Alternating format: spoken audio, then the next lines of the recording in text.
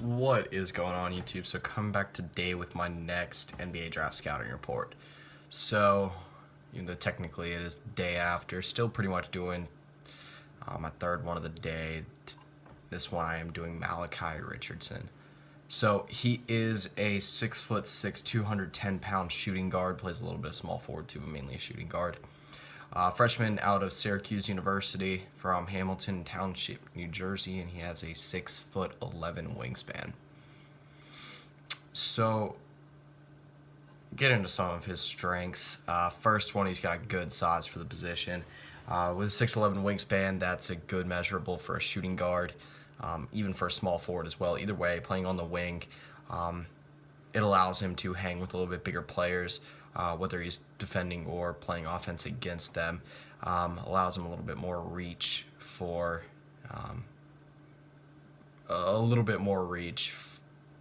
finishing, or just for blocking shots, or at least going for turnovers. Now, actually looking at the NBA draft looking at the draft combine measure, it looks like a 7-foot wingspan now. So yeah, it's obviously a good measurable. So second strength is he's a good outside shooter. Now, when he heats up, he's like dangerously good. Like him and Trevor Cooney, when they were hot for Syracuse, the Syracuse team was almost impossible to stop. But again, it kind of became a one-dimensional Syracuse team at times. Those were their two main sources of scoring, and that's kind of been Malachi's calling card for a while now.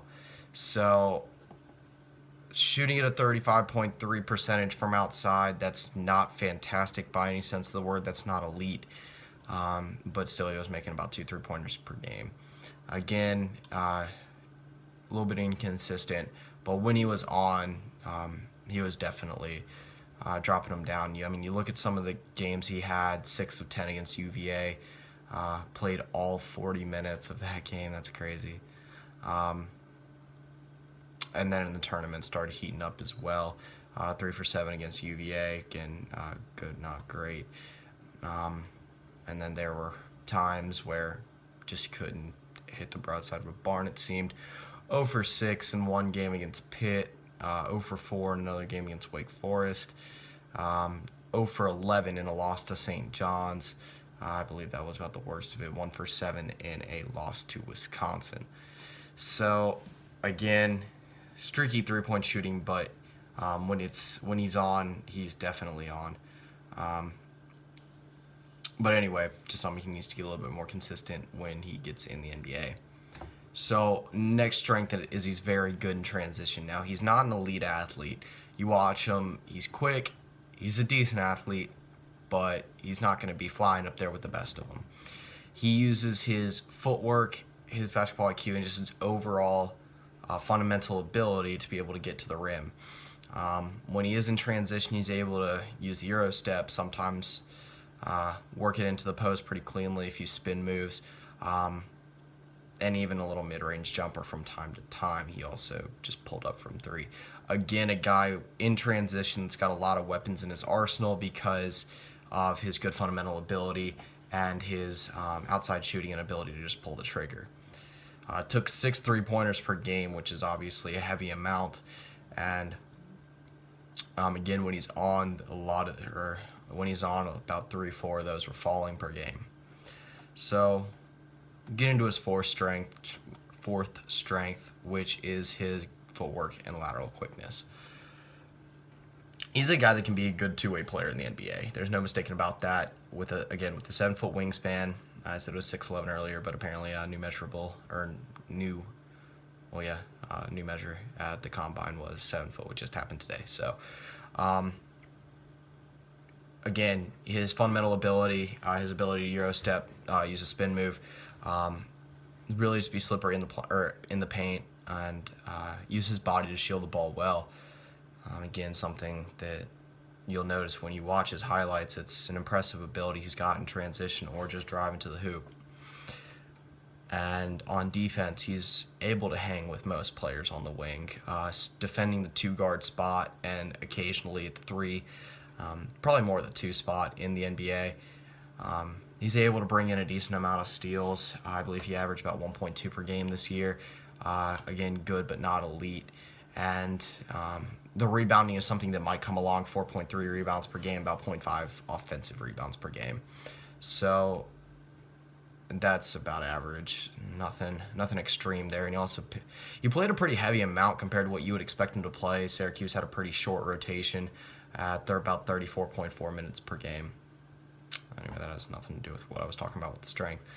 But that's one of the parts of his game that's actually really polished, which you wouldn't really expect considering he's not that polished. More of a project in the late first, early second round. Probably not a guy that's going to come in day one and be a starter for you. So get into some of his weaknesses. First one is he's a very streaky and inconsistent shooter. So I talked about this. He was a 37% field goal shooter, or he shot 37% from the field this year. Obviously not good by any stretch of the mind for someone who came into college expecting to be somewhat of an elite outside shooter. 13.4 points per game. It's a decent average, but for a guy that took 11 field goals per game and got to the free throw line a decent amount, but only shot 72%. 72% ain't terrible, but it's something you would also like to see improve. Again, he can heat up very, very easily from three, but also he had a lot of games where he shot very poorly. And some games where he just didn't help out his team at all, and he was one of the stars of Syracuse.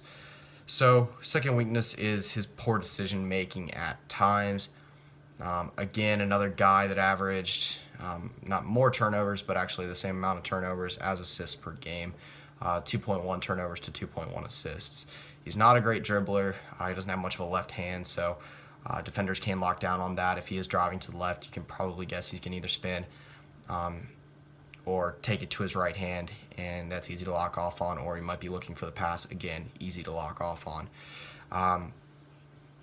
That probably won't be something that changes. He might improve his left-hand skills, but that's something that takes a long time to develop. And the turnovers you hope can be fixed. I think that's something that can be fixed.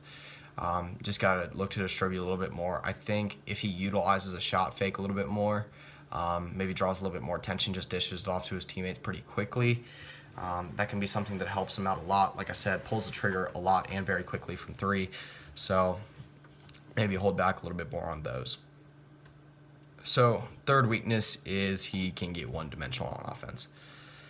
So I mentioned this before too, is pretty much what he's got in his offensive arsenal is outside shooting and then driving on the right hand. Now, while he does have very good footwork, he can work it into the paint pretty well for a guy that's not extremely athletic. He uses his body well also. He's an extremely streaky shooter. He turns the ball over a lot. So normally he turns into a very one-dimensional player, which makes him easy to lock down on. Now, if that continues in the NBA, that's something the defense will just recognize immediately and tear him apart on. Something that I think will improve. Like I said, he's not a very polished offensive player.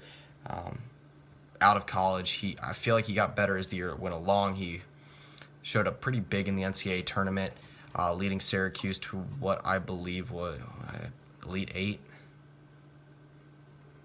Final 4, yeah, that's right.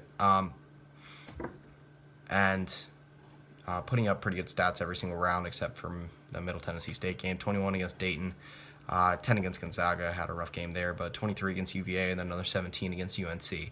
So he's a guy that really came along at the end of the season and could be a big-time player. Now, get into where I think he's going to go in the draft. Draft projections, best scheme fits, that sort of thing that I always talk about at the end of the video. I believe he's going to be a late first, early second round pick. He's a guy that most people have no idea where he's going to fall. Most draft boards that I've seen have him around the 40s or 50s in rank, but a lot of mock drafts have him falling in the first round. The last NBA Draft.net mock draft has him falling at number 19 to the Denver Nuggets. Now, I think his best fit is going to be a situation where he can take 2-3 years in a playoff caliber team to be able to develop, not be thrown into the fire right away. Like I said, not a very polished player. A couple fits that I think would work out well for him. I've mentioned this for a couple guys similar. The Charlotte Hornets, I think they need a wing to help them out, especially if Nick Batum leaves. The LA Clippers, I think they could definitely use a small forward long term. And then also the San Antonio Spurs. I like a lot of fits with the San Antonio Spurs. I get it, Kawhi Leonard's there for the long term, but they need some help at the shooting guard spot. Again, Malachi Richardson can fit into the 2 or the 3, versatile guy, and I think he needs to be in a system where he can learn from other thriving players and learn by example for about, I'd say, 1 or 2 years. Again, not be thrown into the fire right away. Stats-wise, I feel like he's a 6 and 3 type average player for his rookie year in the NBA. I hope the shooting can get above 42%. Again, a guy that came into college as a 5-star recruit, known as somewhat of an elite shooter out of high school, even though he was a very streaky shooter in high school as well. You hope that he can get that percentage up to around 42 or 44%, shooting above 35% from 3 in the NBA as well. I'm actually really interested to see where Malachi Richardson falls in. He's one of the more intriguing prospects. He saw a big rise at the end of the year. In the middle of the year, most people thought he was going to stay another year at Syracuse. It's not a guaranteed thing that he goes into the draft yet. One of the scouting reports I've done was for a guy that I thought was going in and ended up not, in Ivan Rabb. He's staying another year in college. And Malachi Richardson might end up doing that as well. And if by some miracle he does not get drafted, which I don't think there's a chance he doesn't get drafted, then obviously he'll be going back for another year also. Alright, so that pretty much does it for this video. Tomorrow I'll be coming back with Marquise Chris, and then if I got time, also we'll be doing Paul Zipser, one of the more intriguing prospects out of, I believe, Germany. So that's pretty much it. So yeah. He is a 6'5", 190-pound shooting guard, a freshman out of Florida State University. He can play at the 1 or the 2, mainly the 2. And he is from Alpharetta, Georgia. Big part of Florida State's 2-headed monster freshman this year between him